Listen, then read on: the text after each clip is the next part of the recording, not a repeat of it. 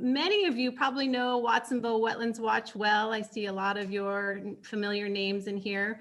But for anyone who's not familiar with Watsonville Wetlands Watch, we're a nonprofit organization. We were founded in 1991, and we're dedicated to the mission to preserve, restore, and foster appreciation of the wetlands of the Pajaro Valley.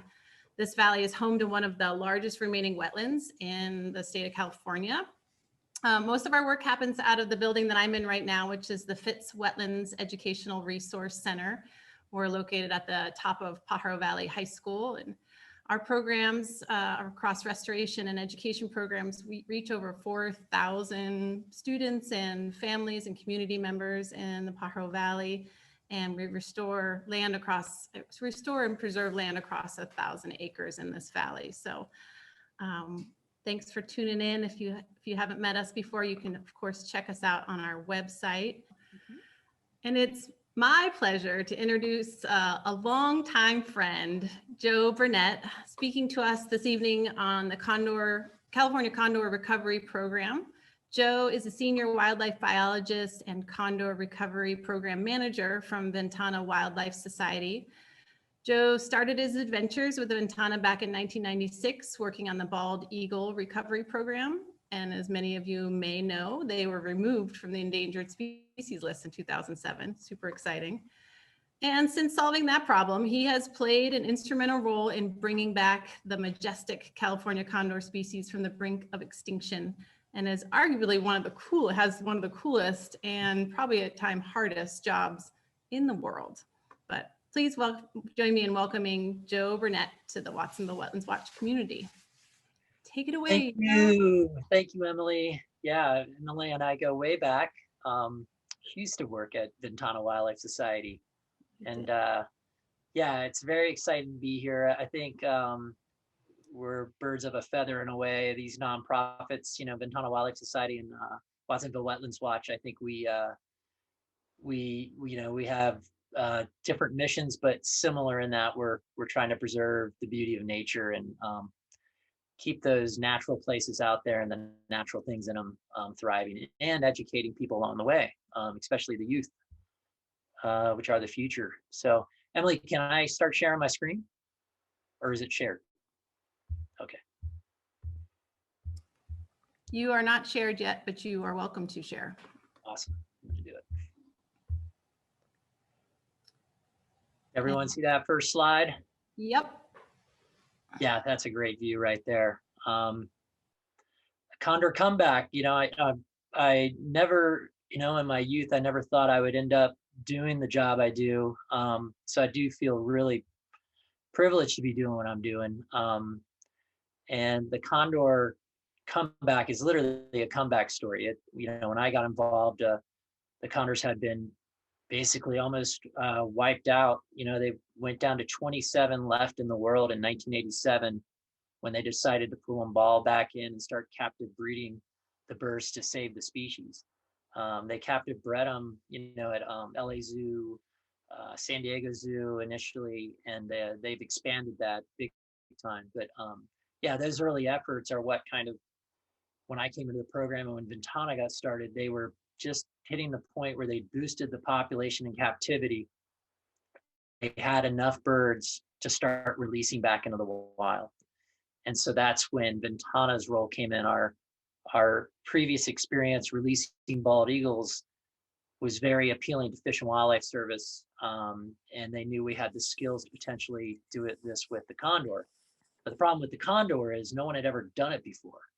So when I got involved, there was no cookbook on how to release condors, or no manual, so we had to learn a lot of stuff the hard way. And honestly, and that was parallel with these birds. These birds were being put back out in the wild where they once thrived. They thrived for thousands of years.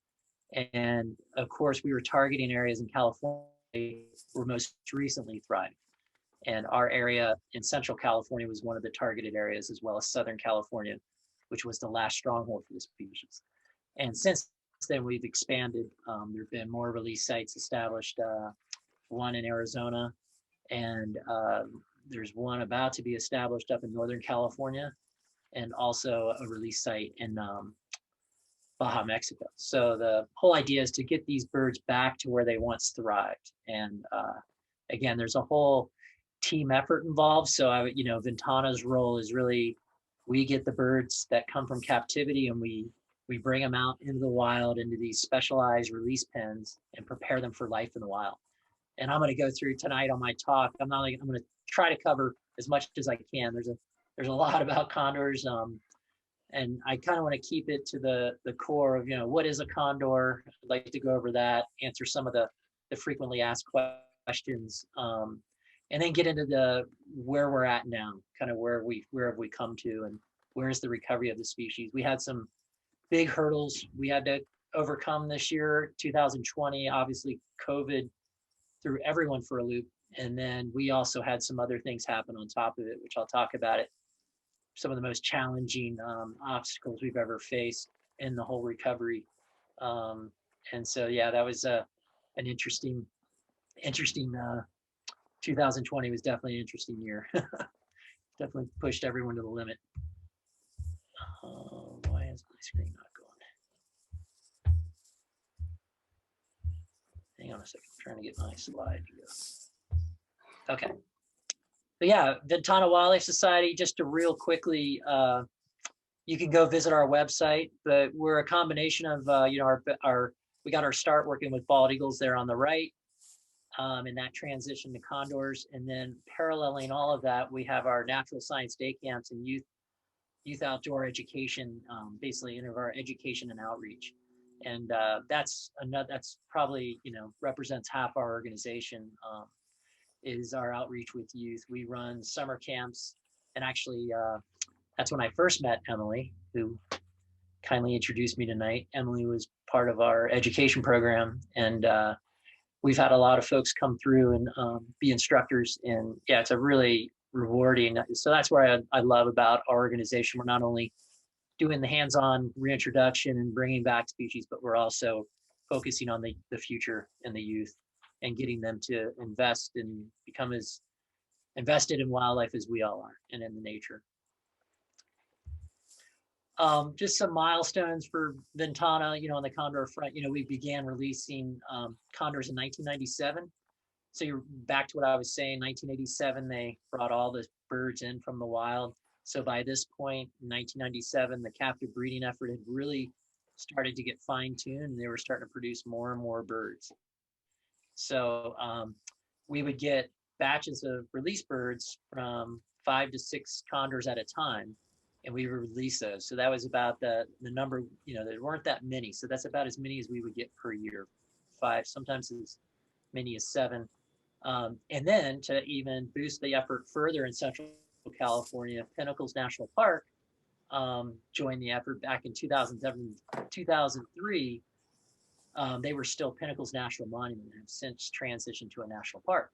And many of you I saw in the comments saying you've seen them in Big Sur and Pinnacles. Yeah, both spots are great places to see condors. But bringing Pinnacles on board, the National Park Service, further strengthened our recovery efforts here in Central California.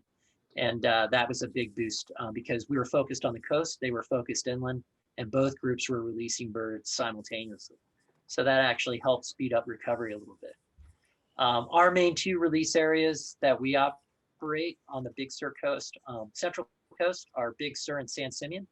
And I saw some folks in the comments saying they saw condors down by San Simeon, which is really cool.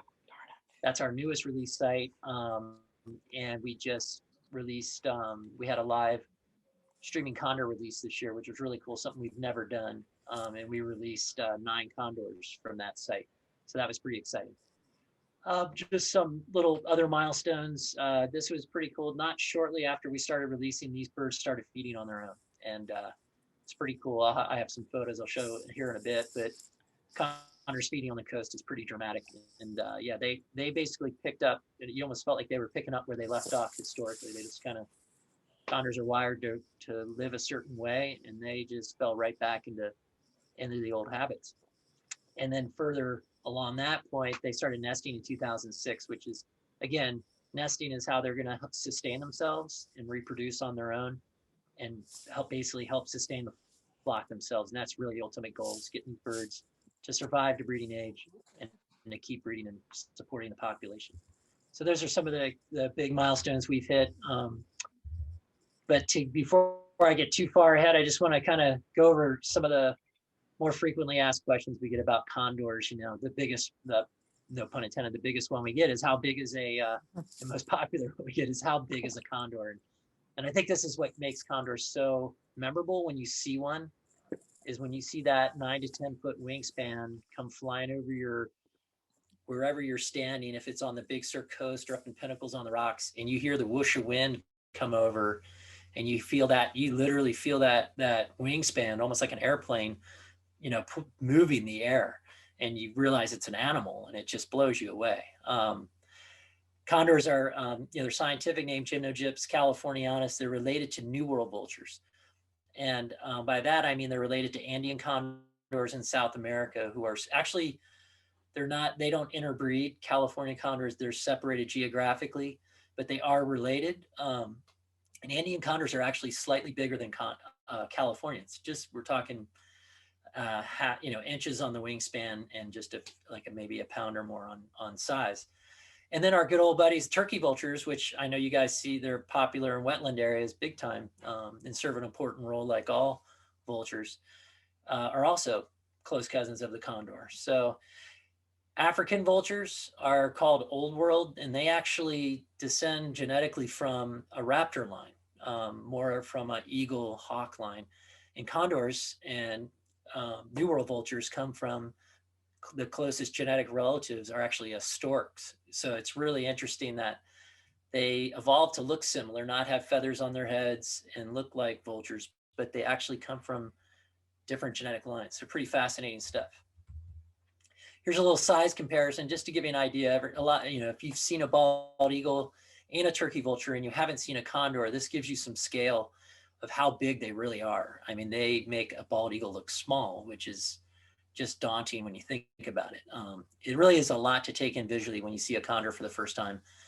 And I always ask people say, I think I saw a condor. And I always go, well, you probably didn't, because if you see a condor, you're gonna pretty much know it. So it's pretty awesome to be with people when they see their first condor. And anytime I get to see one, it still just blows me away. But it is really awesome to see the reaction. You know, people's breath literally gets taken away when they see a condor for the first time. And they're big. I mean, that's a lot, 18 to 25 pounds to get off the ground as a bird, you know, for aerodynamics, that's pretty crazy. And to be able to fly 100, 250 miles in a given day, you know, if they really want to move, these birds can move. And, you know, they can scale mountain ranges. I mean, they get on another scale. We've had condors in Big Sur fly all the way over into the Southern Sierras. So we had a couple of our birds up by Mount Whitney just a couple summers ago, which was really cool. The condors in Arizona are making huge jumps up into the, you know, they get up into the Rockies, and they've had a bird go as far as Wyoming. So it's another scale of travel for these guys. But for the most part, you know, these birds do have smaller home ranges where they nest. You know, when they set up and nest, they'll stay closer to home. But if they do need to go find food, they can cover some terrain fast. You know, and nature's designed them really well. You know, hollow bones, the feathers, or everything about them is aerodynamically perfection. You know, and the beauty about condors is they're nature's expert gliders. These guys can soar on thermals, which are hot columns of air that get generated off the landscape, you know, especially in steep landscape like Big Sur. These thermals crank up and the birds ride them. It's like a free ride. They can ride these thermals up and down the range, exerting very little energy. So pretty awesome to watch how efficient nature has designed these birds. So there's an efficiency that I can always appreciate with these guys. And then they have just laser sharp vision. People always ask, do they use their smell as much as, say, like a turkey vulture? They do have pretty good sense of smell, but their real best tool is their vision, because they can spot turkey vultures feeding. If they get down there, they can boot them off, and because they're twice as big. And then also they have their nails are not talons. Their toes, you know, like their feet, and, you know, not like a raptor where they grasp stuff and kill. Their condors are obligate scavengers. So their feet are more for grasping perches, like so they're in a tree, a redwood, or on the ground. They're really good at walking around the ground if they're navigating a carcass. I'll have show you some photos here in a bit. And then in this photo, you can see there's a big, you can see how there's almost a big, it looks like a sack right here, right on his chest. That's called a crop. And in that crop, a condor can store 2 to 3 pounds of meat. And so they can stock up on food and then have that food for later, or even take that food back and regurgitate it through their chick. So again, they can travel huge distances, store food. They're very efficient, use very low energy. So it's pretty, they have all these great adaptations for surviving. And they go through a lot of growing pains here. I mean, look at that beautiful mug on the right. I mean, I can identify, you know, look, you got a bald guy here. But it's really cool to watch how they go from these fuzzy, darker heads, and then they transition to the subadult. It's almost equivalent to a puberty in humans. They go through a phase before they hit sexual maturity at 5 to 6 years in age on the right, and become this beautiful, you know, bald is beautiful, I guess, you know. But you can really see the characteristics of the beak in this photo of the adult. You know, and one of the questions we get a lot is, why don't they have feathers on their heads? And, you know, that's an adaptation for all vultures.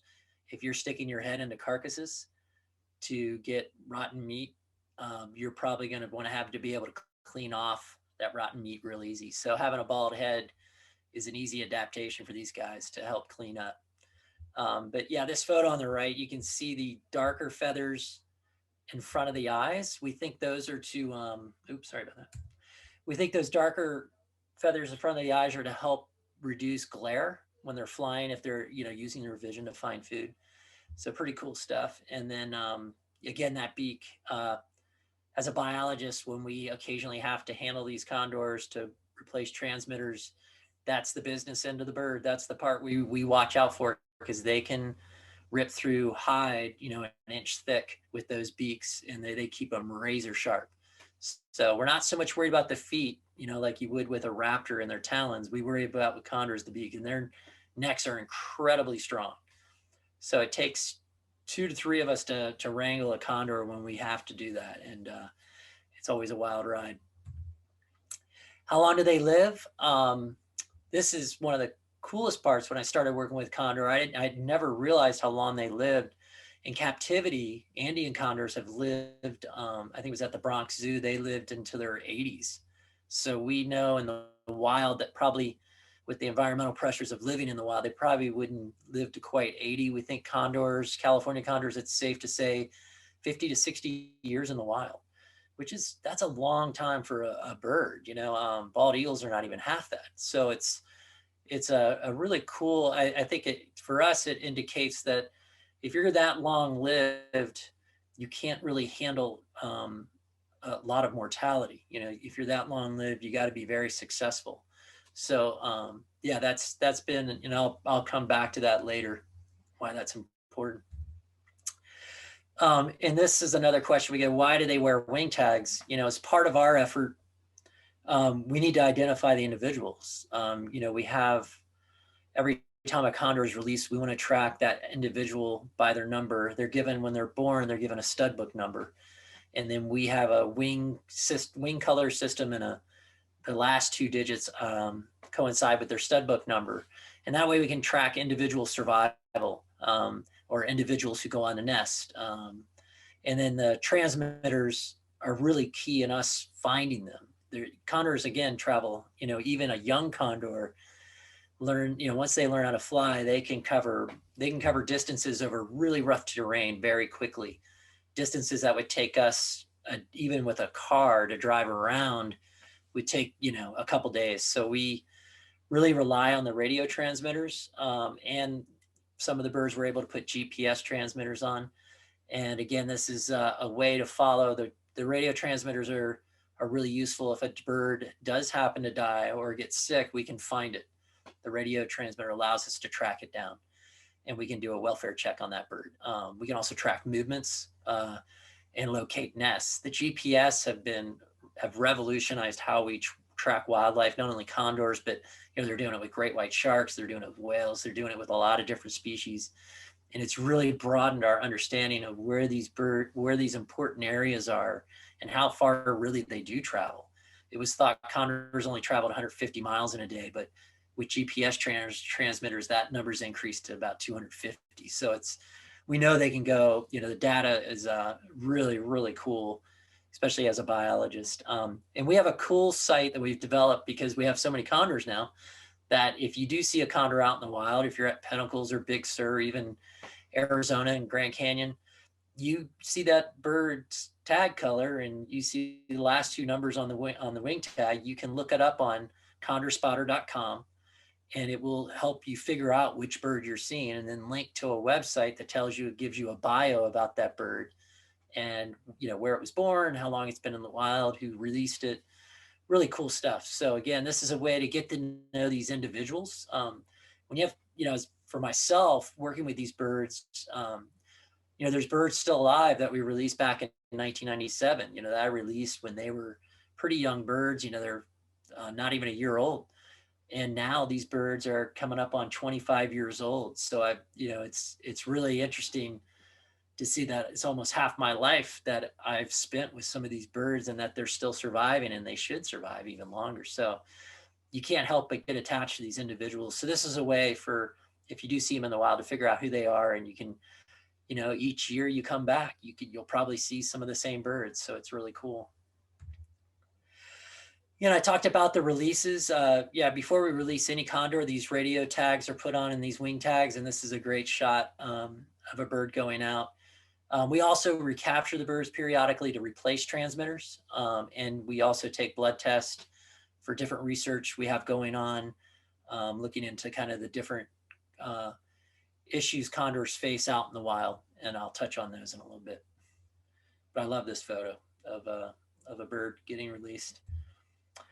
How far do they fly? Yeah, this is a great map. This is some of our GPS data mapped in this is a mapping program called Esri, and it maps, it's a GIS program that allows you to map GPS on a very fine level. And you can see here, I love this map because it really gives you an overview. The diamonds you can see on the map, that's Pinnacles. On the coast, you have Big Sur and San Simeon. So this is all GPS locations.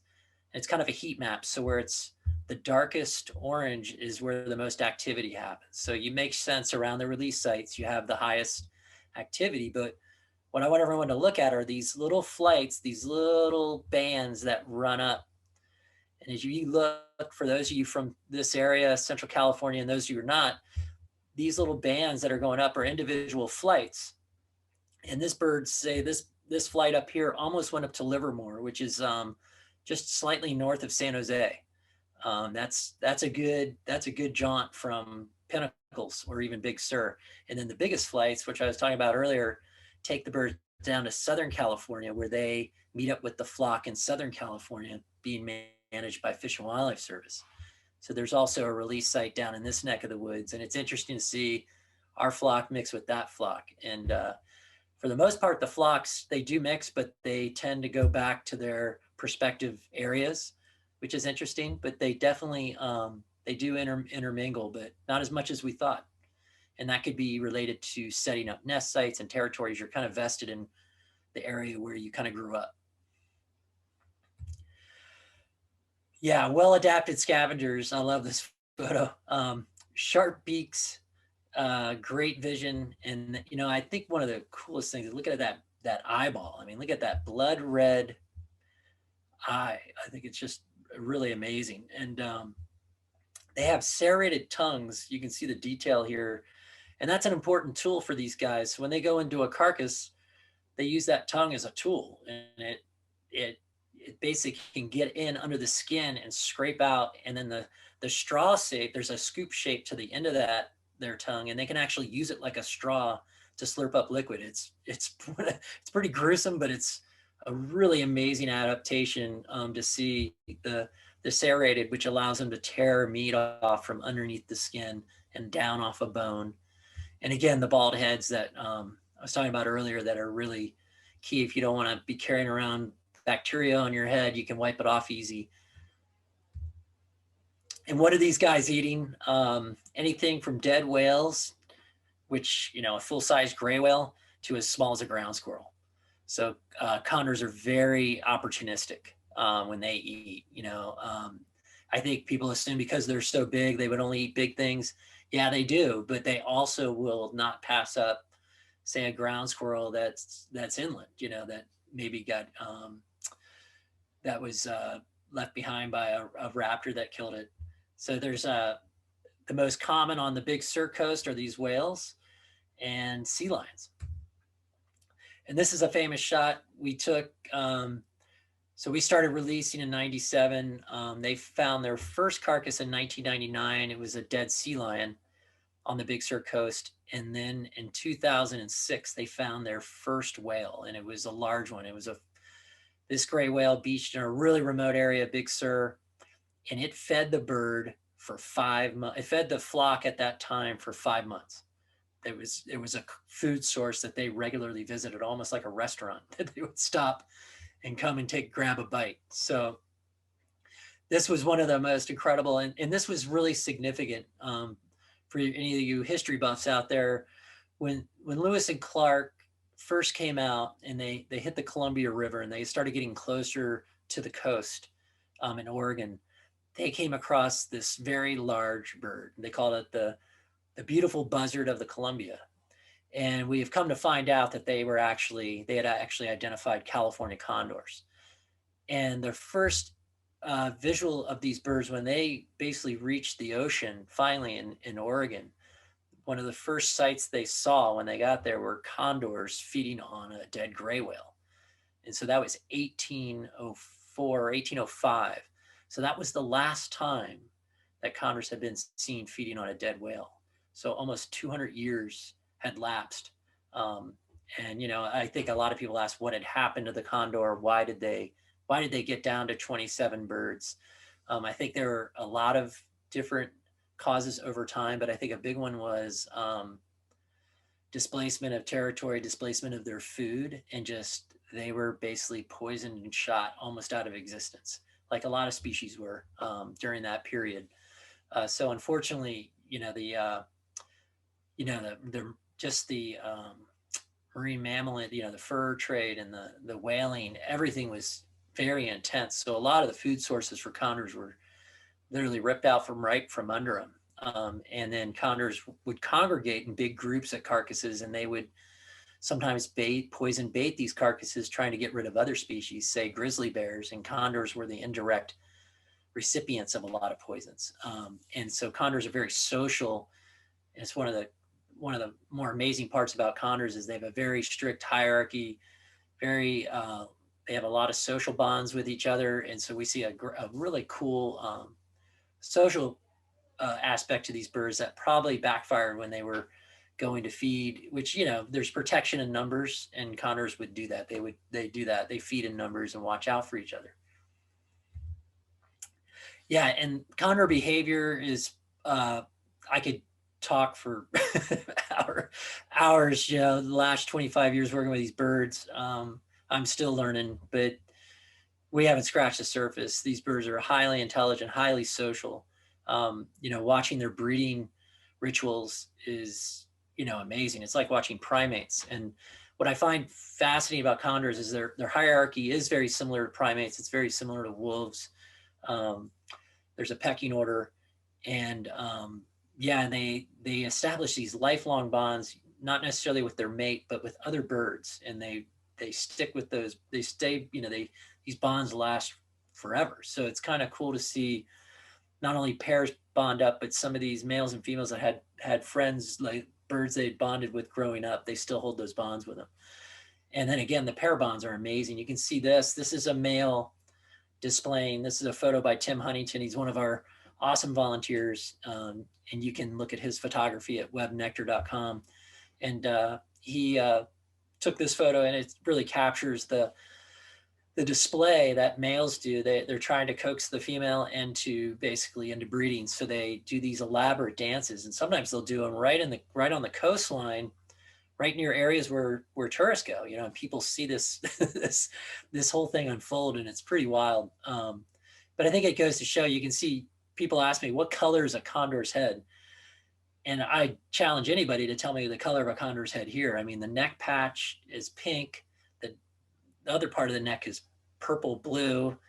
The face is kind of orange. You know, I mean, it's dynamic. And that makes a lot of sense when you have a species that communicates almost 100% non-verbally. They don't make a lot of sounds. The sounds they do make are very reptilian. They'll make a hiss sound if they're upset, or a grunt sound if they're fighting another bird. But it's really just, that's it. You know, so a majority of their communication is this nonverbal type of communication like this, and posturing, that sort of thing. So pretty fascinating. And again, we haven't scratched the surface. That's something we would love to do a deep dive into and learn a lot more about. And but I just, you know, it just keeps me continually fascinated, and it just shows you, speaks to their intelligence as a species. Condors are very, you know, I talked to, they're long-lived, but they're also very slow breeders. They lay one egg every other year, and the reason they do that is if the egg is successful, they raise that chick all the way through the off year. So, and I got some photos to show that. And if anybody ever asks you, how big is a condor egg? If you ever pick up a Haas avocado, that's almost exactly the size and almost exactly the weight. It's pretty close. Obviously, the color is a pale light green, but it's very similar. And I've had them side by side, and it's pretty darn close. Condors will incubate an egg. Again, they don't build nests, so they'll lay the egg. They'll clean up an area. So they're gonna be looking for cavities, either in cliffs or in trees, big trees, and they will incubate that egg for about 57 days, give or take a few days. And where do they nest? Here's a classic nest in Big Sur. You know, this was something we didn't know too much about. So when that last population was brought into the wild in 1987. In the 70s and 80s, condors were being studied, but there was such a small population left. It was less than 60, you know, by the time they started studying them in the 70s. And they knew they nested in preferred cliffs, but tree nesting wasn't really known about. But we always suspected if there was a big enough tree, they would definitely, with a big enough cavity, they would use it. And we found that out really quickly in Big Sur, that their preferred nest in Big Sur are these hollowed out, fire carved redwoods. And I think it's really interesting that they choose cavities that have been created by fire. Almost 100% of them have some way been shaped by fire. So it's an interesting relationship. This this in a way necessitates fire for nesting for condors, something we never knew. And again, a silver lining of fires, you know, again, there's a lot of negative press given for fires, rightfully so, but naturally fires do serve an important function, not only for plants and trees, but obviously for stuff like this, where they create nest areas for condors. Yeah, and redwoods are just, you know, spectacular in their own. And of course, condors only pick the most spectacular ones around. And yeah, they're pretty amazing to see. I've never seen a perfect match, a bird to match a tree so perfectly in terms of it's a match made in heaven when you see a condor and a redwood. And what's great is these redwoods make condors look small, and that's pretty awesome. And the photo on the right, you can see one of our biologists standing in the tree, just to give you some size perspective. This is a tree we put a nest cam in, and I'll speak to that later.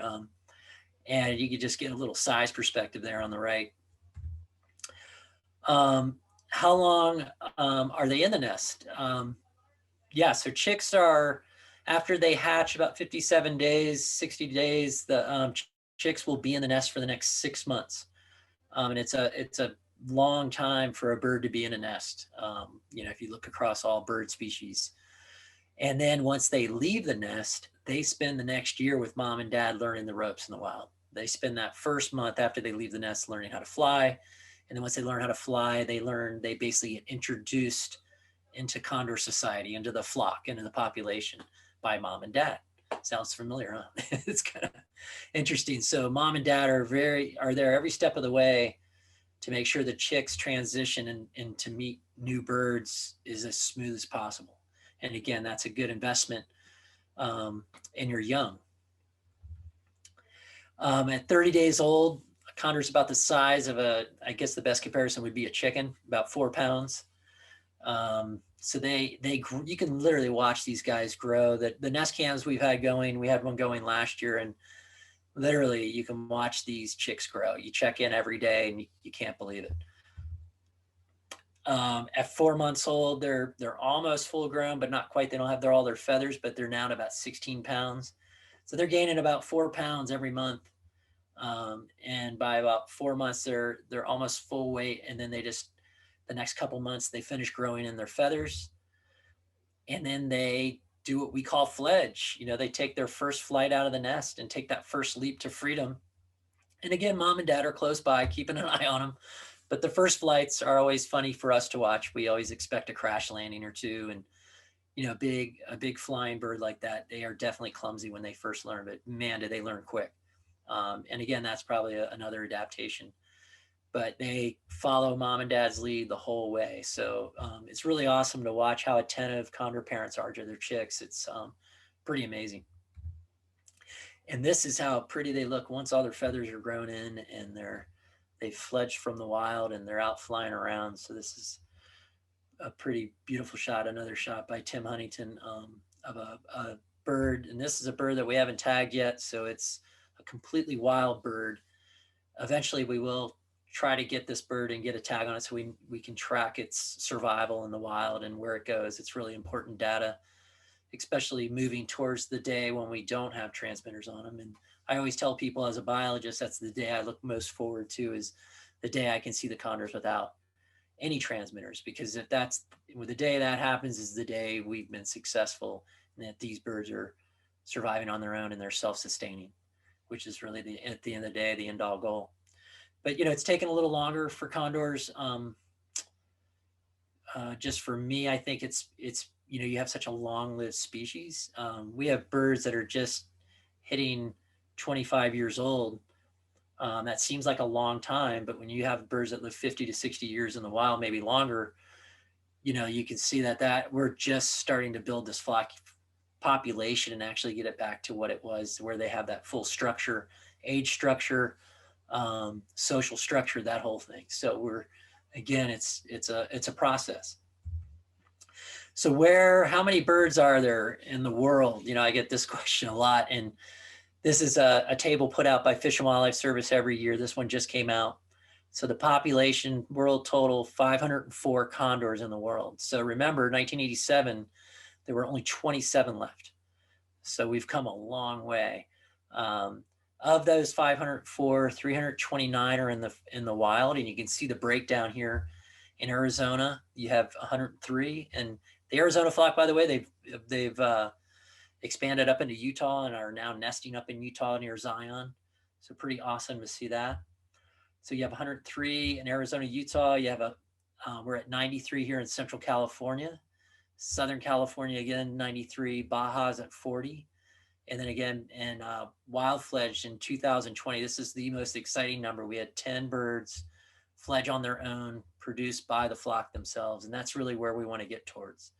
And again, none of this would happen without the captive population down there at the bottom, the 175. Those are the birds that are being strategically captive bred in captivity. And again, to maximize genetics. And the good news on the genetic front for condors, and speaking with the geneticist that oversees the pairings of condors in captivity, we're looking really good. She gave us a really great outlook in comparison to a lot of other species that bottleneck like condors. Considering how close condors came to extinction, we got very lucky in how many genetics were preserved. I think there were 14 founders of those 27. So that's really unusual to have that many unique birds left. And with so few numbers. So we got really lucky there on the genetic front. So that's really encouraging. Causes of death, what are killing these condors out in the wild? And you can see it's overwhelmingly lead. And again, lead poisoning, condors are being lead poisoned when they ingest spent lead ammunition left behind in carcasses. Condors are scavengers. They not only feed on the coast, they also feed inland. They'll feed on livestock that dies on farms, but they'll also feed on stuff that's varmints that are shot and left out, whether it be ground squirrels, coyotes, any kind of varmint, and or wild pigs. And they've been known to get poisoned from deer that have been shot and left out in the wild. The gut piles have been left out in the wild. So this was alarming to us to know that it did make sense, because lead is known to fragment. When it hits carcasses, it explodes, and the really tiny, fine particles in those little tiny fragments, all it takes is a few, and it can kill a condor. And so since releases began, including those when they started down in Southern California in 1992, lead is the leading cause of death, and it's our number one challenge in terms of outreach. As an organization, as trying to recover the species. And the main thing we're trying to do is to get hunters and ranchers to switch to non-lead ammunition. And one of the best ways we found we can do that is by giving away free non-lead ammunition to hunters that are in these areas that are very active with condor activity. And it's been very well received, and it's a great way to get a conversation going. We're not against hunters and ranchers. We're in this together. So we want to make them part of the solution. And again, the state has now banned the use of lead bullets, so that's going to help. And we're kind of moving in the direction. So we're trying to tackle this number one hurdle, and we're pretty convinced if we can tackle this lead poisoning hurdle and get past it, this species will thrive. It's really our biggest limiting factor. And you can see there's other causes of death in this pie chart here, but lead is really the big one. The others we can definitely work on and mitigate those, but the lead one is the biggest challenge we face. So the trend has been great. It's been going up. 2020 again was a tough year. You can see we had a little drop. We went from 518 in 2019 down to 504. And that big reason for that drop was the fire that hit Central California this year on the Big Sur coast and devastated our population in Big Sur. We lost 12 condors to that fire. So that was the single biggest loss of birds, but from one event ever since we've been releasing birds. And we do feel like it was an anomalous event. We don't think this is something that's happened obviously every year. Unfortunately, it was an arson-started wildfire, and that was probably the bitterest pill to swallow, was that it wasn't a natural cause fire. Here's people ask where are all the release sites. Just quickly overview here. You can see where we are on the coast. Bitter Creek down here, that's the Fish and Wildlife Service release site. You got the release site down there in Baja, and then you have the Arizona release site at Vermilion Cliffs. So it's kind of a good overview map to see where condor recovery is happening. And then it's probably going to happen in the next couple months, the final approval of the release site up in Northern California, which is part of Yurok Tribe and National Park Service. Are collaborating on that. Wanted to talk about our condor cams. This is something we've been working on, and we found is probably one of the best ways to get, especially we didn't know this before COVID, but now that we're doing more remote kind of watching of cams of wildlife cams in general have become really popular. And we've been working with explore.org. We partnered with them, and they've been instrumental in helping us figure out how to get condor cams into the net. Cams into the condor nest. And in 2018 we installed our first one, and it was a huge hit, and we want to keep that going. It really just connects people with condors like no other. Even for me, there's footage that we see that no one's ever seen before, so it's kind of cool. You get to see it live. We don't know what's going to happen, and you see behaviors that no one has probably ever seen ever. So it's pretty cool to watch with that in mind, that we're all learning, as we watch this cam unfold. This is a great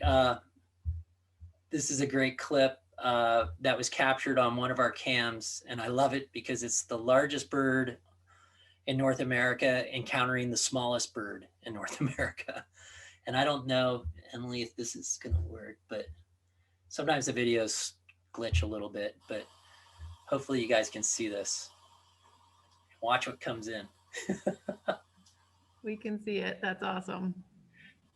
Yeah, so this little hummingbird, this was caught on the cam, and we were just blown away. It was the first time a condor and a hummingbird had ever been filmed together. And I love the chick's reaction just to the whole thing. So yeah, again, tune into our cams, and oh wait, I got to get past that. And at the end, I'll have an update on the cams for this year. So back to the Dolan fire that hit us this year. It was pretty devastating. It started on August 18th. It started really close to our condor release site, which wasn't a good thing, and it in an area that hadn't burned in quite a while. And it burned through the condor sanctuary, which is where Ventana, our Big Sur release site, and it burned over 4 nests over about a week. And our release pen was destroyed, our research facility, which is where we house, where we stay when we're up here. This is a very remote site, so it takes a couple hours to drive in and out. So when you get up there, you usually stay for a few days. So we lost our base camp cabin and our ability to release birds in Big Sur. And the worst part is losing those 11 condors. And since this, we had another bird we caught that just died in captivity. He had injuries from the fire, so that number is now gone up to 12. So yeah, it was pretty devastating. It was we had a fire back in 2008 that burned through, and we lost a couple condors, but we never had this sort of thing happen where we had so many birds taken out. And we think it could have been more. There were 28 condors perched in the area where the night this fire burned through. And so it was pretty alarming, to say the least, that of what was to come. We didn't realize what was going to come, but oh, this is an old slide. I got 98. It's 100% contained.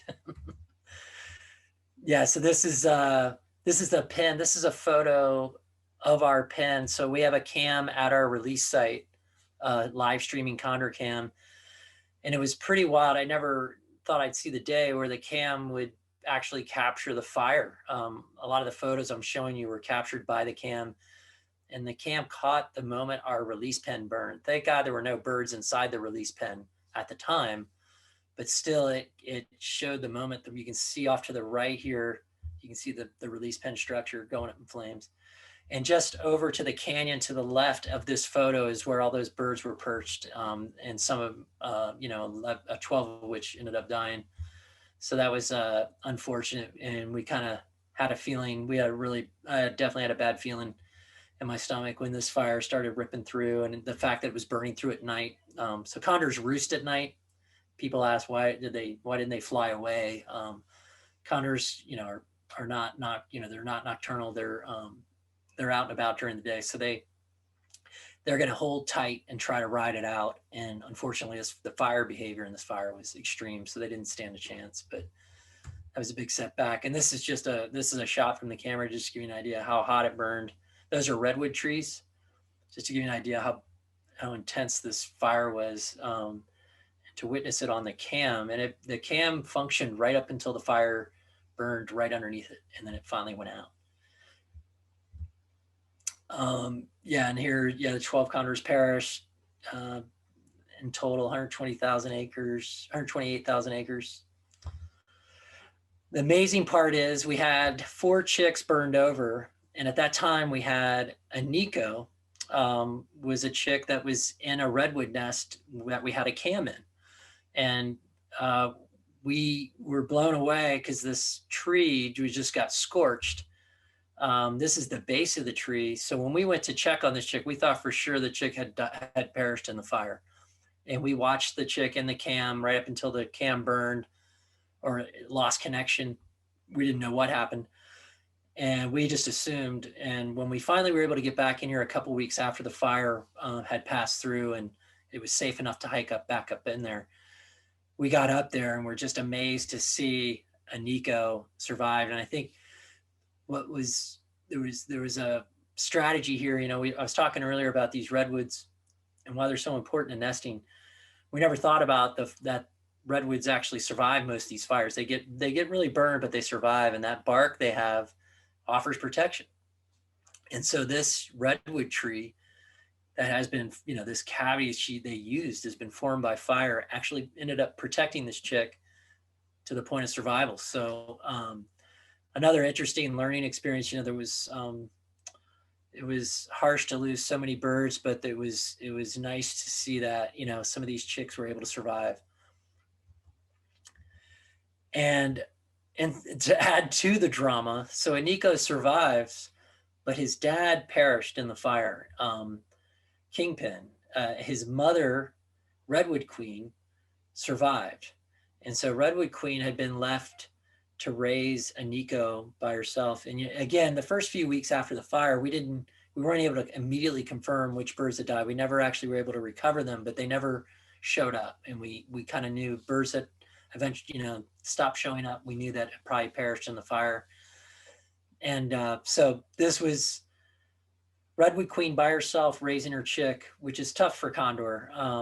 For condors, they definitely need mom and dad to make it successful. And we knew it would be a lot on her. And to add to that, a younger male showed up, 729. We nicknamed him Ninja. He showed up and began to attack Aniko. And we think he was trying to take over Kingpin's old territory.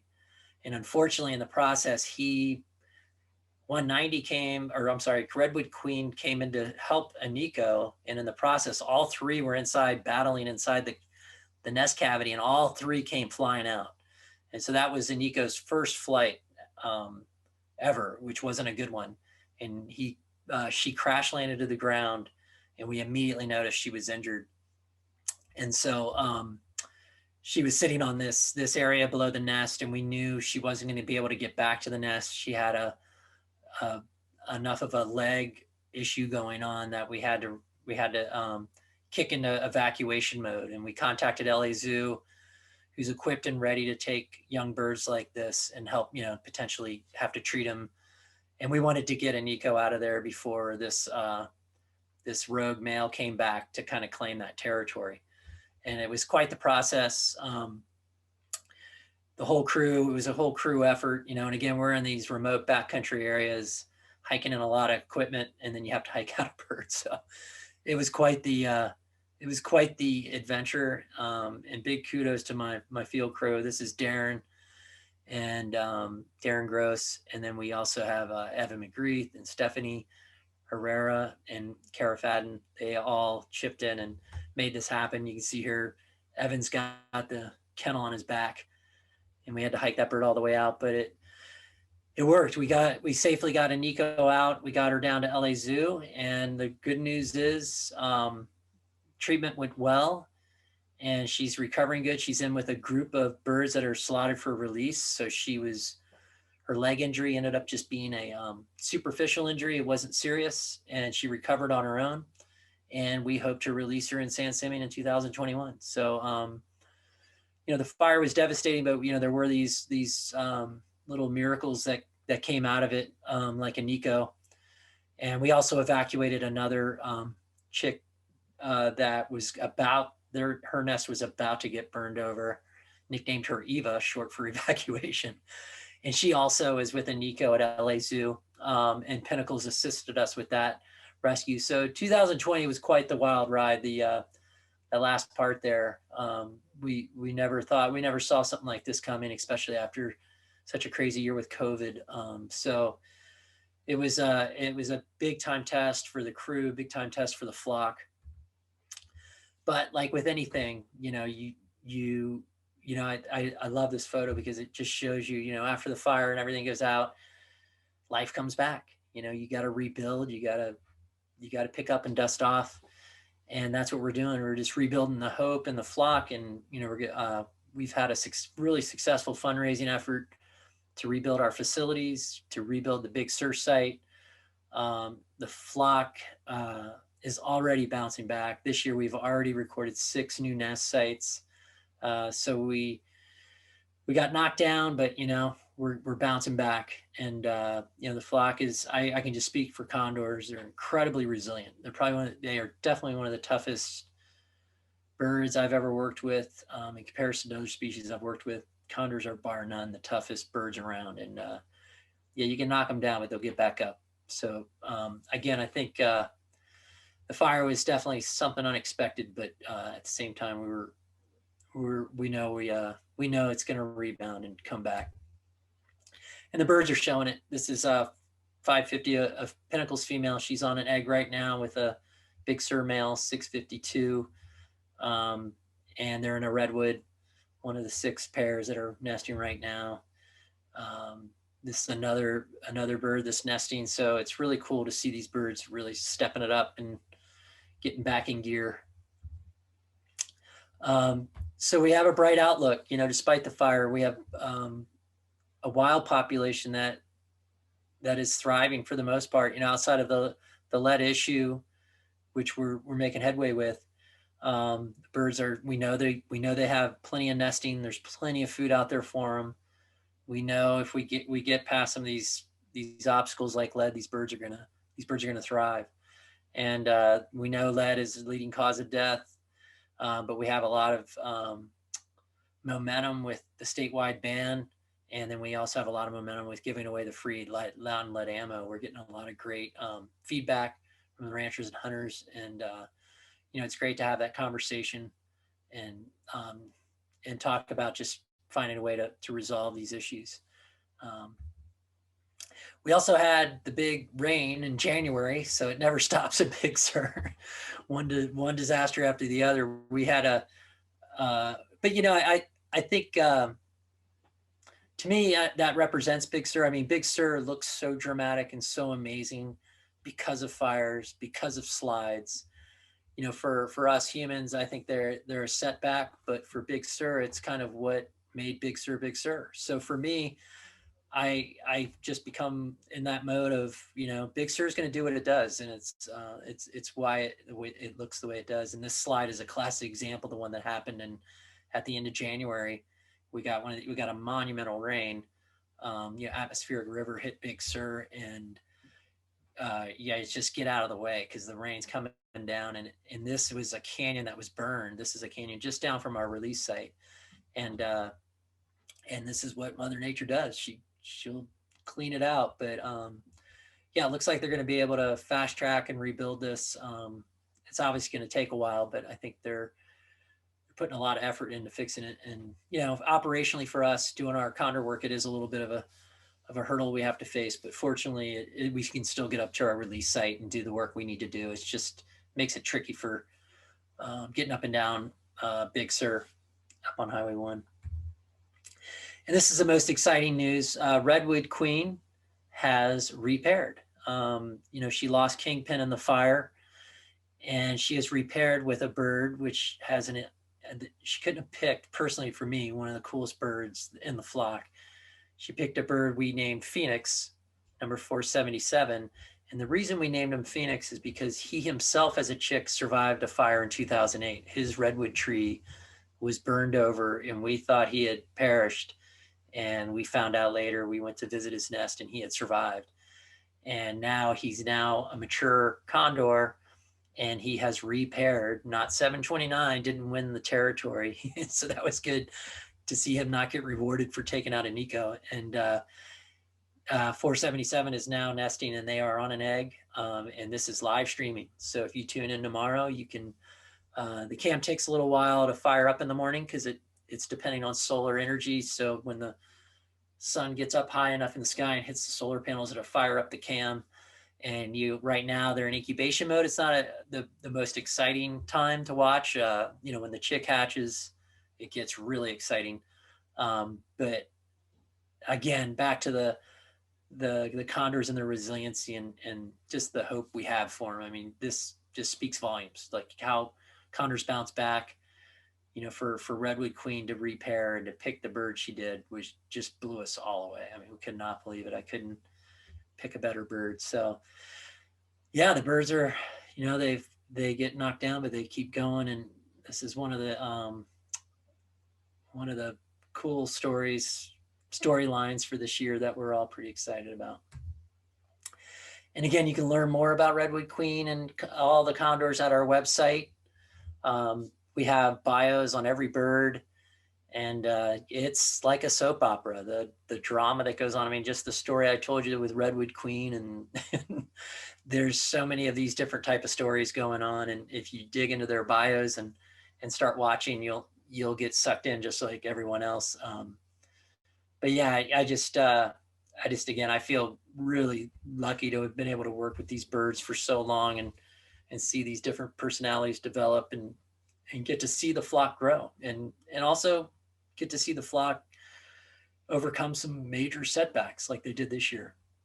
So we're just pushing ahead, and that's probably a good time to transition to questions. Yeah, that was wonderful. Thank you so much. Probably a lot. Sorry if I threw a lot at you guys. I feel like I learned a ton. That was really awesome. That was. Thanks, Joe. Yeah, and we had a lot of really great questions. I'm just gonna start from the first question and go down. So Rusty was asking, is there a way to tell one from another? He was saying he sees the tags and are the individual colors for ID, and I think we did answer this a little bit, but wanted to make sure that we answered that question. Is it individual colors for ID? Yeah, so the colors coincide with the first digit of their stud book number. Mm-hmm. So if you're 167, you're red 67. And if you go to condorspotter.com, it explains it all. It's pretty intuitive. It's just if you go to the color schemes, it'll tell you which one represents what. And yeah, so we have chicks that being born this year in the thousands, which is something we've never had happen. So that's a sign of the times of we're out of the 3-digit stud book numbers. We have birds that are now 1,032 or 1,000, so that's been we're trying to figure out what we're going to do when we get into 1,100. we're going to run out of colors soon is basically where we're at. We're getting out of the rainbow spectrum. Wow, that's amazing. But that's a good question too, is there is no difference between looking at a male and a female, just morphologically. Just there's no difference in looking at them. I can't tell you without the tags. I couldn't tell you a male from a female when they become adults. So I think that's really interesting though, from a species perspective of why is that? Why don't they have any sexual dimorphism? Yeah, that is pretty interesting. Speaks a lot to that, what I was talking about, their communication and their, they could be communicating in a way we don't even know exists. So, it's pretty, I just find them really, that part of condors really fascinating. Yeah, absolutely. And thank you for answering that question, because that was another question that we had was about sexual dimorphism. And yeah, very interesting that they really don't have that. How high above sea level can they fly? Do you know? If they're above a mountain range that's already 6,000 feet, they can easily get, 4,000 or 5,000 feet above that. So, that idea of 10,000 feet above sea level would be 5,000 feet above a mountain, a 5,000 foot mountain. But yeah, they're dependent on the terrain. You're going to find condors, they're take the path of least resistance. The best thermals are generated off the bigger mountains. So they're going to, their movements, if you saw that map I showed, kind of follow the mountain ranges, their prevailing movements. And then when they move in around Big Sur, they're flying up and down spines, those steep spines you see go down to the ocean. They will use those, so they're pretty strategic. And yeah, again, they're just so well designed. It's just awesome to watch just how effortless they make it look. Yeah. Stephen was asking, are there plans for reintroductions to Oregon and Washington, which were in the historic range of the California condors? Yeah, I mean, I think down the road, I don't think anytime soon. And that's just more based on our ability to produce enough birds, because we barely, bringing on the Northern California release site, and it's all dependent on how many captive birds you have, producing birds you can release. So it's kind of, it's a give and take. You can only do so much unless we'd have to expand captive breeding, so it's a step why I think eventually we will get there. But I also think the birds will start naturally moving up there. Mm-hmm. I think especially if we start releasing in Northern California and the Central and Northern California flocks meet up. And I also think those Northern California birds are going to naturally go up into Oregon, at least the southern parts of Oregon for sure. Yeah. Oh, cool. We had kind of a two-parter. A number of people wanted to know about the predation comment. What eats condors? Anything on the ground that can get a hold of them. Fortunately, condors are really big, even on the ground. I mean, they stand about 3 feet tall. And if you got a group of them, it's amazing the animals they can intimidate off a carcass. Coyote, full-grown coyote, bobcats. But, on the ground, those can also be predators. One interesting thing, we found with young condors just leaving the nest, their biggest threat is our golden eagles. That we've documented. It's not common, but it can, an inexperienced bird, a golden eagle's an expert flyer. It's kind of like an F-16. It can maneuver really well. Condors more along like a B-52 bomber. So they, and eagles are equipped with talons, and young birds just aren't as savvy, can get caught off guard. It's rare. We have documented it, but it's pretty rare. And then as you get older, we found that we thought older birds that were predated, we found out later they were actually lead poison. And so when condors become lead poison, they become lethargic. They can't react as well.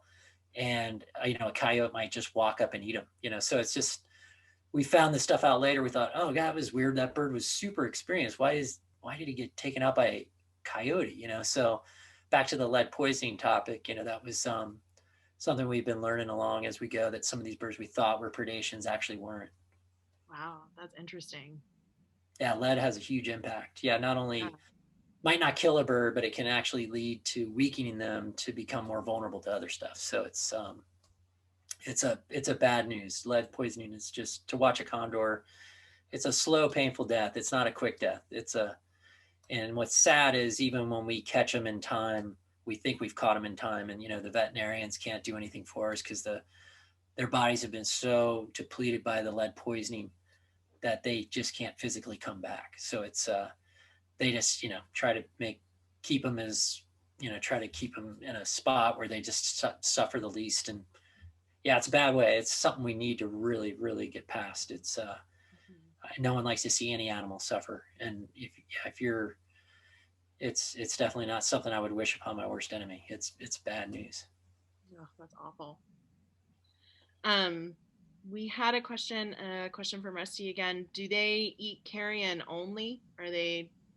Yeah. Yeah, I mean, we did have a really, it was really rare. It was the only time we've seen a condor actually. It was a young sea lion pup that was almost dead. It was still technically alive, and the condor kind of sped it along. But otherwise, it's 99.9% scavenger. So, I think they're opportunistic. If they see an animal that's almost dead, they would, something that's pretty harmless to them, they would put it out. But for the most part, they're recyclers. They're out there cleaning up the dirty, the mess. And so that, you talk about a really important role in the ecosystem, a benefit to the entire ecosystem is these condors out there cleaning up these carcasses, and there's historic records of condors up in Pajaro River, up in the areas around Watsonville. So I don't know if we'd see that ever again, but when in the 1800s, when stuff was washing up everywhere, condors could pretty much go wherever they wanted. And so it's interesting that they think Pajaro River might be named after condor. Oh, that's cool. Yeah. Nice. Do they vocalize at all? That one's from Patricia.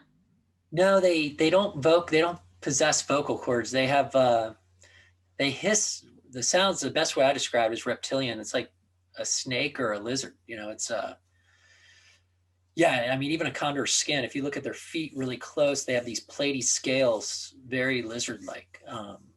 And, they kind of interlock, and there's a lot of reptilian characteristics to condors they're kind of a mix of everything, but like their feet are very reptilian, then their sounds are very reptilian-like. So they don't generate actual technically vocal cords. They just kind of hiss and grunt. Oh, cool. Yeah. I like that. Reptiles are my favorite animals. Yeah, Um, I don't know how to describe them, but they're kind of a mix. Yeah. nice.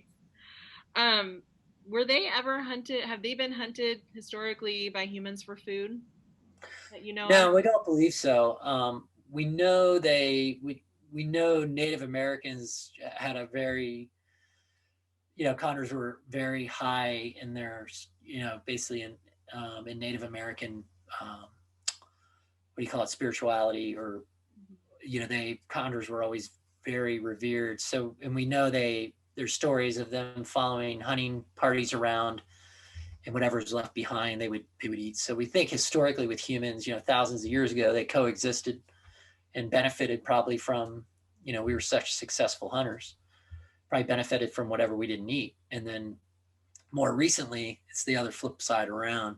Last couple 100 years, if they went behind and fed on stuff we shot with lead bullets, probably wasn't a good thing. So yeah, there's a lot of stuff like that. But anyway. Yeah. Oh, that's interesting though. Um, then we had a two-parter here. Um, let's see. I'm sorry, I kind of lost my space. Let's see. How do you capture a condor and how do they act when you capture them? Um, we actually use the pens we release them from to capture them. So it's a really, and it's kind of a really, it's a very soft capture approach. They go into a pen that they were released out of, so they have a comfort with it and a comfort level with it. And so we bait them back into it, and then one person can slide a door and catch a whole group of condors without an immediate disturbance. And then we come up either later that day or the next day and we handle them. And when we handle them, of course, they are fight or flight. They want to get out of there, which is what you want, really. You don't want a condor standing there. You want them to be afraid of you. Which early on, when Fish and Wildlife started releasing condors, they weren't, they were figuring out how to raise them in captivity and keep them wild. Some of those first birds didn't have that behavior, so we want to make sure that we see that behavior in condors. So if they're not wanting, trying to flee or get away, and again, when we handle them, it's we're trying to reduce the stress, the time they are in hand, and we've got it, down to a science in terms of how to handle these birds and reduce, because stress is any kind of stress on any wildlife when you handle it is measurable, and it can cause damage. So we just want to make sure, of course, first we don't injure them. So we've, over the years perfected how we handle them safely. And, when you consider they're out 365 days of the year and we have them captive for a few hours, it's pretty limited, and again, they definitely put up a battle. It takes 3 of us to hold them. And then, yeah, their head is the business end. You got to get a hold of the head. Wow, that's interesting. Wow. We had Sylvia ask, I'm curious as to what their immune system is like if they're eating really rotten animals that have been dead for a long time. How do they handle all of that bacteria? Yeah, I think actually they deal with it on the front end. They have well, their stomach does on the front end. They have a really acidic stomach, real high pH. And I think that helps them break down anything. I think their immunity is definitely better than, say ours, but I think the biggest thing they do is they're able to pulverize stuff in their gut and make it pretty inert by the time it gets into their system. So it's pretty interesting. But yeah, I mean, it's an amazing thing that nature's evolved these species, these vultures to do what they do. I mean, it's such a critical thing, especially now here we are in COVID with these, everyone's very heightened on disease outbreaks. And, you could argue that, condors and vultures are playing a very key role in keeping a lot of these, especially these bacterial outbreaks you see on the coast, with different species of sea lion, with sea lions and other marine mammals. Condors definitely could play a role there, in terms of keeping, recycling for nature. Yeah, absolutely. This is a question about a Nico from Randy. During the time when you were kind of waiting to see if Redwood Queen would come back, was Nico getting fed at any point, or how long did Nico go without getting food? Do you know? Yeah, it was, we were watching that nest really close after the fire, especially because we were waiting for for Kingpin to show up, or hoping for him to show up, and he never did. And I think Redwood Queen was too. It was really interesting when we would hike up to the nest. Um, she showed up one time, and she kind of looked at us. Literally, I feel like she looked at us, thinking the same thing, like, where is he? Like, where's my guy? He's always here. And what was interesting about Kingpin, he's always around the nest. Like, he would go out and find food, but he stayed real close. He was always on guard. And she would do the bigger missions out to find food. Like, she would go out and do these multiple day missions, and he was fine just staying right there camped out by the nest and holding down the fort. And so yeah, I think it took, the reason there was a lapse in feeding was because she was learning too. She didn't know she didn't realize, I'm sure she didn't know where he was that night the fire burned through. And they don't always perch together. So, it's just hard to say. Or they could have been perched near each other, and it was just a matter of distance, who died and who didn't. Right. We do think that happened that night. Like, if you just picked the wrong tree, it was that random. Because we went after the fire, we went in and looked around these groves where we know they were perched, and we know there were 28 plus birds in that area. Why did some survive? Why didn't? And when you hike through there, you realize why. There were groves that were completely untouched, and around them there was nothing. So 20 feet was the difference between life and death. Yeah, it's pretty. Yeah, have a high respect for wildfires, that's for sure. But it was unfortunate at the time. If that fire had burned through that area in the afternoon, we would have had any deaths. So it was just things aligned for the worst case scenario. And yeah, and I kind of try to keep positive about it and think about that. Like, we could have lost 28. We did lose 12, but we could have lost 28. So, and we had a great year this year. We had 5 chicks fledge in the wild. We released 13 birds between Pinnacles and Ventana. So, between that, we're back still in the plus. We lost 12, but we gained 18. So it's kind of how you have to look at it. I'm looking at the long haul too. We know these fires are they're more anomalous, type events. They're not going to, it's just something that might happen every 20 years. So the good news is we had 100 birds. At the time of the fire, we were at 102 condors in the wild. And, it was nice to have that large of a number to fall back on, right? I mean, Yeah. if this had happened in 1998, we would have lost every bird. That would have been it. The whole flock we would have been starting over. So it's pretty, in a way, it's been, yeah, it was tough for our crew. It was definitely, but you immediately start looking at all the positives. Yeah. And just looking at how the birds are behaving, I'm just so impressed with how they bounce back. It's just unbelievable. It's just, with Redwood Queen and Phoenix pairing up, things just happen for a reason. Yeah. And that's actually leads to a good question from Lois. Lois is wondering, when is it predicted that Redwood Queen's egg is going to hatch? End of April. So we're looking at, I think that we've guessed around April 25th or 24th. And again, we can get pretty close. We found, whenever you find out, you obviously don't find out they're on an egg until you get up there and look. And we base it on watching the pair. We haven't seen them together for a week. So anytime, we're plus or minus a few days on that lay date. I'm sorry, minus a few days. We might be a little late. It could have been late earlier, but it's really hard to pin down because the birds are traveling such big distances. And by the time we figure out what's going on, we're always a little bit behind the curve. But it sounds like it'll be soon. That's exciting. Oh yeah, totally. And yeah, we're just really excited. I'm just really psyched for Phoenix. I remember climbing that redwood after the fire and finding him in that nest. And I remember the look on that bird's face was just, you don't know what I saw, buddy. I survived, I survived hell, did this fire burn hellfire over me. And yeah, he was not happy to see us. We were putting the radio tag on him. And yeah, he wasn't real happy to see us. He's like, I just survived a fire. You were the last guys I want to see right now. And so, but it was good to get that radio tag on him, because we were able to track him and confirm when he actually left the nest, and then confirm that he survived, and it's really, really important data, because that's really the data that tells us this species is going to make it, that they can fledge chicks on their own, and these chicks are surviving. So that, I mean, that it's one of those things. I can't wait for the day of not putting tags on these birds, but at the same time, I know how necessary it is to understand what's going on. Yeah.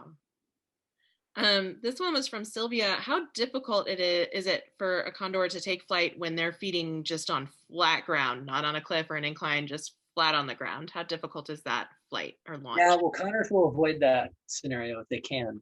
Like on the Big Sur coast, they'll go down to the beaches, but they usually, when they just can't fly right up off the beach, they have to kind of crawl up, and they use their beaks like a parrot, and they will crawl up a spine, a rock cliff off the spine, and they get up high enough, and then they fly, they zigzag over, they just do a short flight over another spine and just work their way, just tear their way up. And before you know it, they're gone.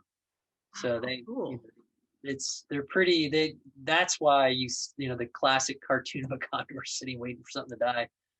They're also looking at how to get in and out of there the most efficiently without getting taken out by a predator, or being vulnerable. So they're always sizing up. That's why they just take their good old time. And they'll sit there for hours trying to scope it out, especially young birds that aren't very experienced. They're super wary. Where the adults, they're super experienced. They just come right down. The young birds are just, their eyes are wide open. Oh my God, did you see that? So that's the fun part. That the hierarchy of the flock just cracks us up. I mean, as biologists, that's the funnest part working with these birds is, Redwood Queen was the runt of the flock. I mean, she was the lowest on the totem pole for years. And then she went from rags to riches when she met Kingpin. When he paired up with her, he was the dominant bird in the flock. He was the alpha.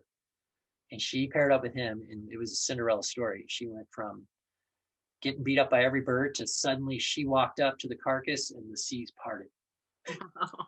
It was unbelievable. So, I mean, that was fun to watch, so I'd watched her. I just always was rooting for her, because she was always getting beat up by the other birds, and or just pushed around a lot.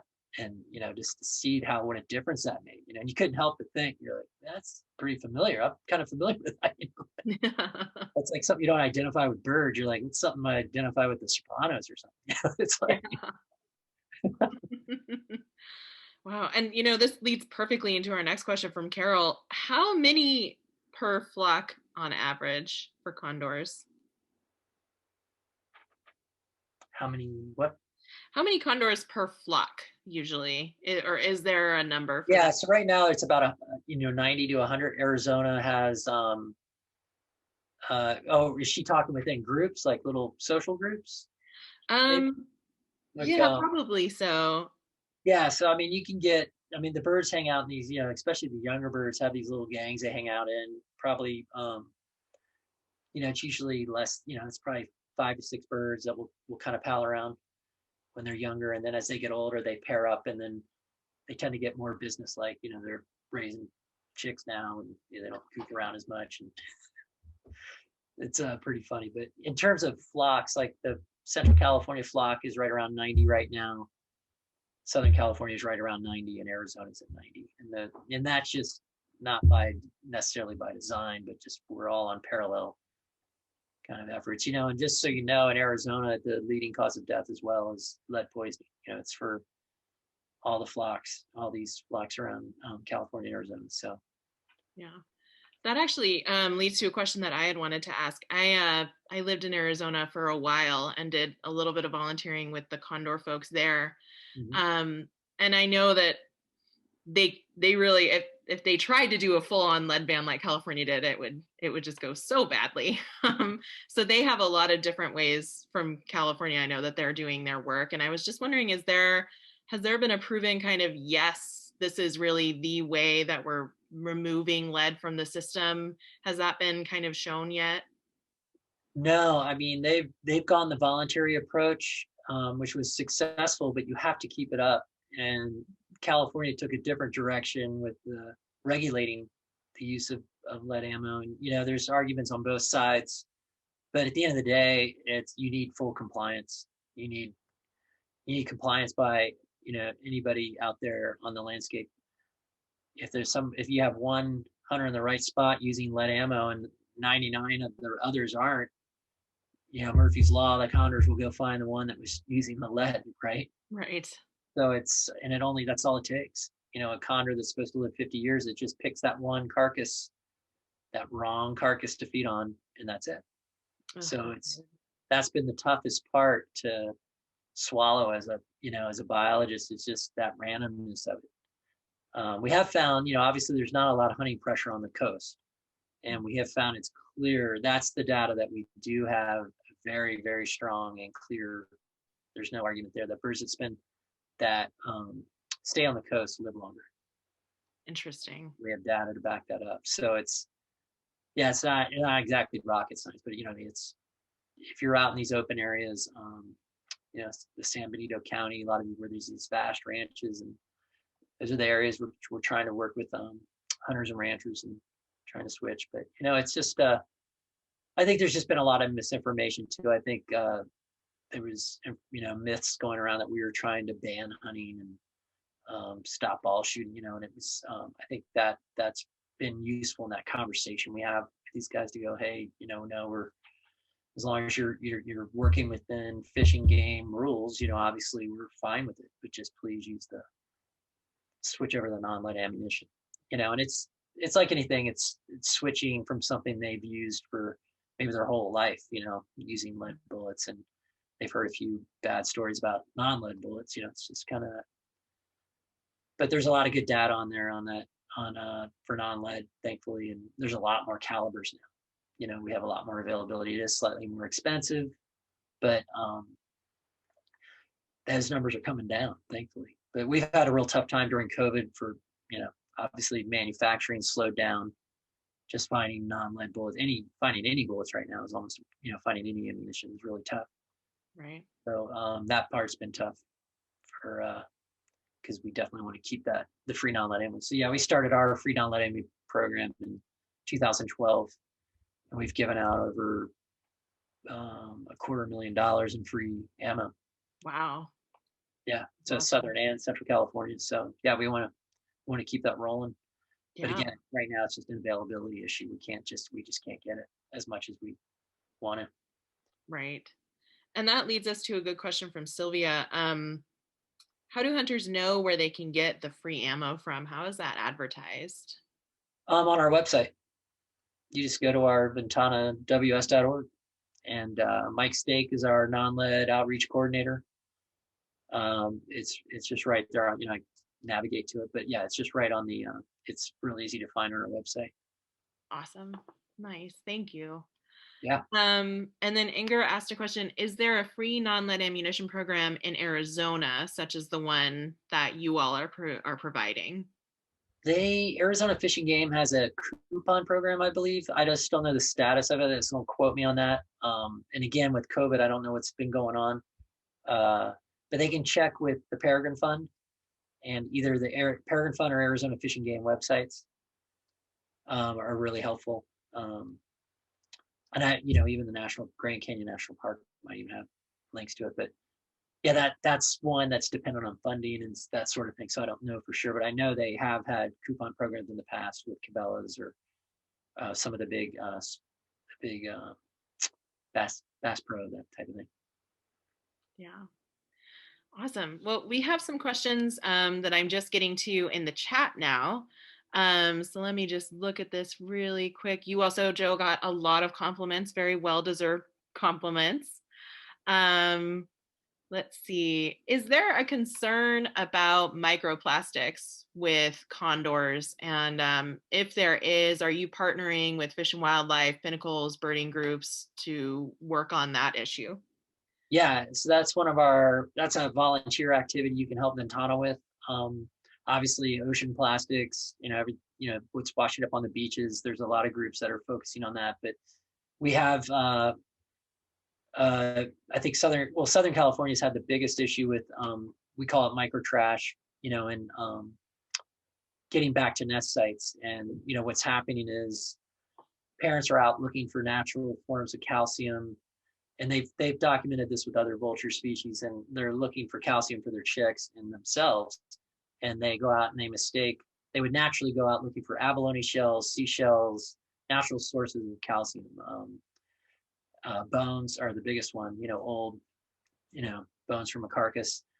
And while they're doing that, they see a shiny, abalone is very reflective, so what they'll do is be along the coast in Big Sur, and they see a broken shard of glass, they see a bottle cap. They just, they're not, thousands of years, they didn't have to delineate.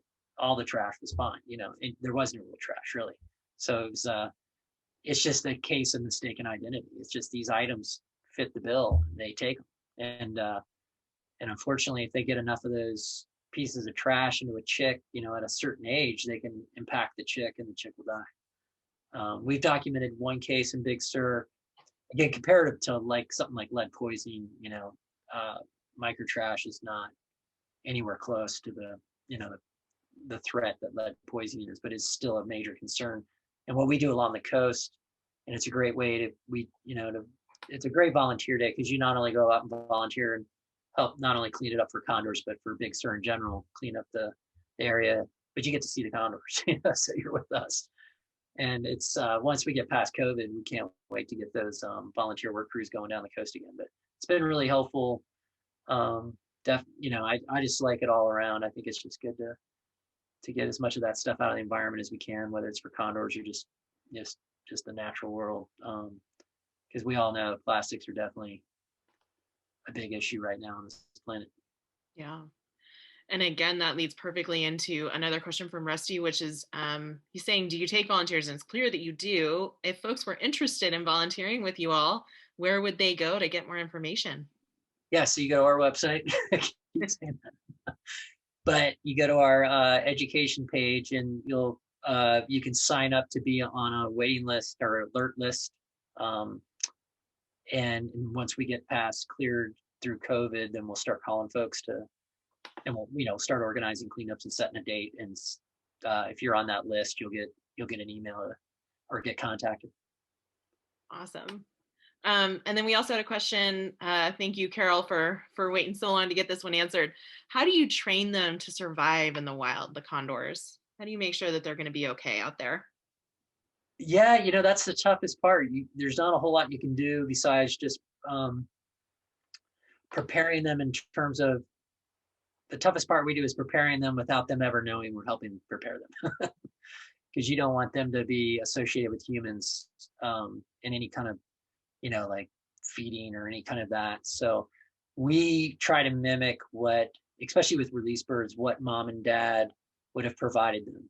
And we will also bring in mentor birds from the wild to mentor these birds. So with that release pen, I told you we can capture birds. So when we have release birds, we can actually bring in younger wild birds to kind of meet and greet with these guys.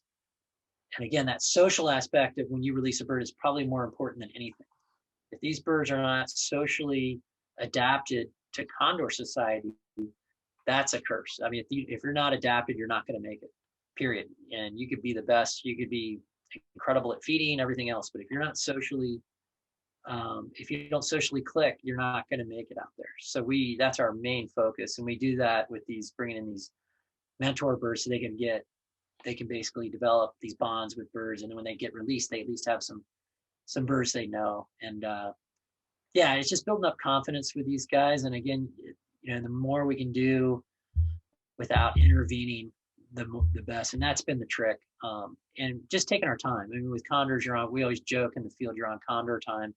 We never rush the birds. We always let the birds develop on their own. And that's the nice part about, that was so hard about losing our Big Sur release pen. We have a massive flight pen that these birds can acclimate in for as long as they want. They can take their time. And so that, that's a temporary setback right now, and we're gonna have to rebuild that. But fortunately, we've raised the money to rebuild it. So we're just going through the process now of the permitting process, and just getting everything done there, just time. But yeah, the release process is something we put a lot of effort into. And again, it's kind of doing it without them knowing. Yeah. Nice. Well, we had two kind of similar questions, and I think that was the last two. And if folks have any last minute questions, feel free to type them in. So one of them, and again, they kind of connect. What is the primary source of food? So I guess what's the main carry-on that they're eating on the Central Coast? And is DDT an issue at all from the carcasses that they are getting?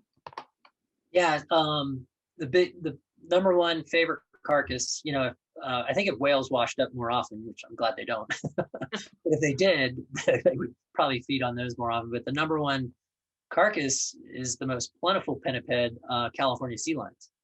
They're in the highest numbers on the coast, and so there's a couple areas along the Big Sur coast. Some of the best spots to see condors are areas where sea lions congregate down in Big Sur.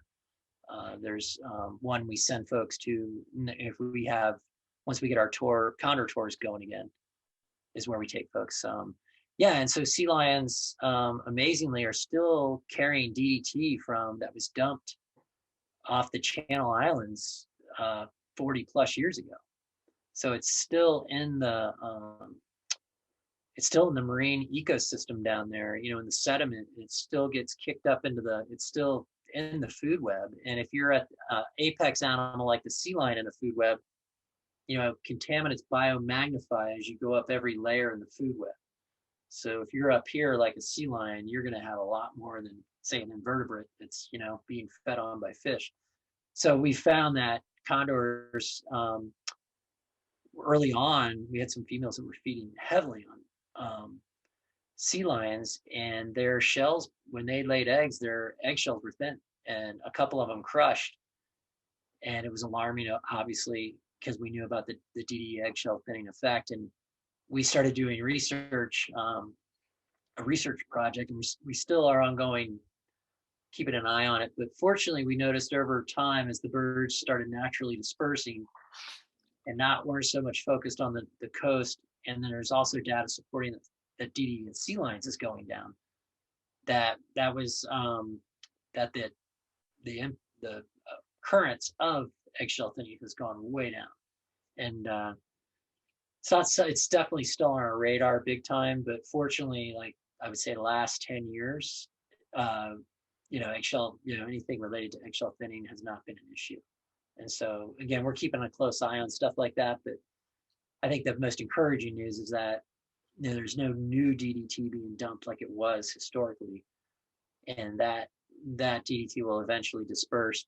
Obviously, I think the lesson there is that it takes way longer than anybody thought.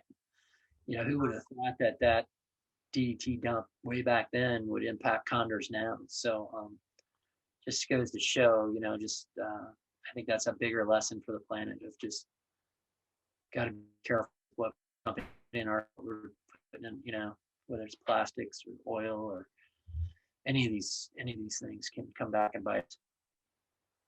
Yeah, I had no idea how many. I had no idea that it was still so prevalent. So that's really it's pretty shocking, actually. I mean, it's just just the staying power of DDT in the environment is just unbelievable. It just doesn't want to break down. It doesn't want to go away, and that's a pretty scary thing. Yeah. Well, thank you, Joe, for that answer, and thank you, Ed, for asking that question. That's really interesting. We have a few more that are hopefully fair. They're probably pretty quick. One of them was, is there a condor egg that's going to be on a webcam so that people could potentially watch the hatch? Do you know if that's happening right now and where? Yeah, that's the one that's the one I was just showing you. It's right here. Oh, great. This is the view. This is the view of the cam. So if that egg hatches, you'll see it. See the egg there to the left of the bird. Is that the same nest cavity that Inico was in? Yes. So they used 190's redwood queens. They used her old nest. So this was Kingpin's old nest. 477 came in and stepped up. Well, it's an amazing tree. It's I have no idea how old this tree is. Probably 1,000 years old. It survived countless fires. I can't even tell you how many fires. Just since I've been alive, it's survived. The two I was working on the project for, and then there were two before that. So this tree's been burned over 4 times in like 40 years. So wow.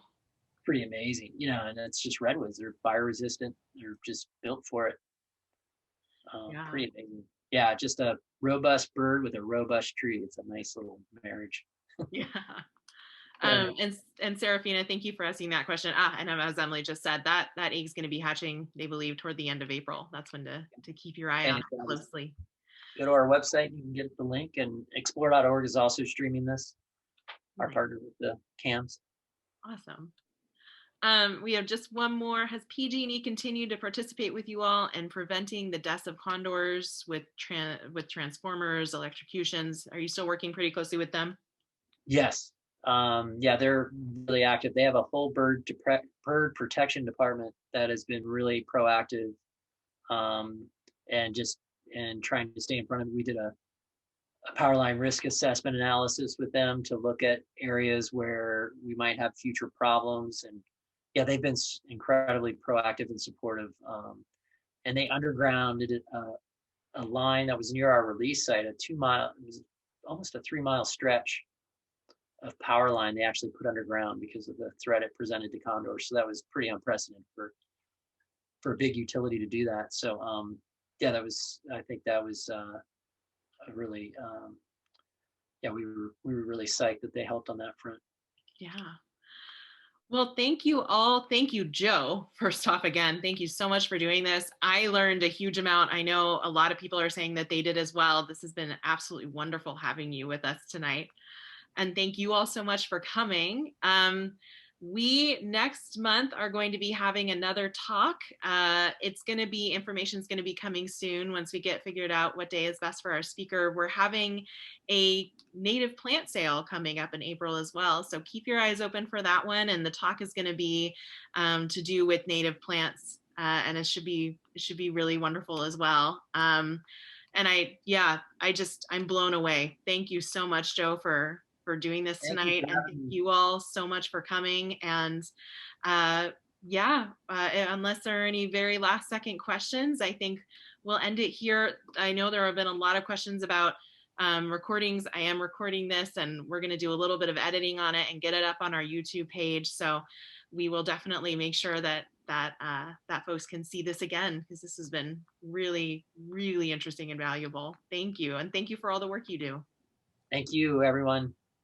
Much appreciated. Excellent talk as always. Thanks, Joe.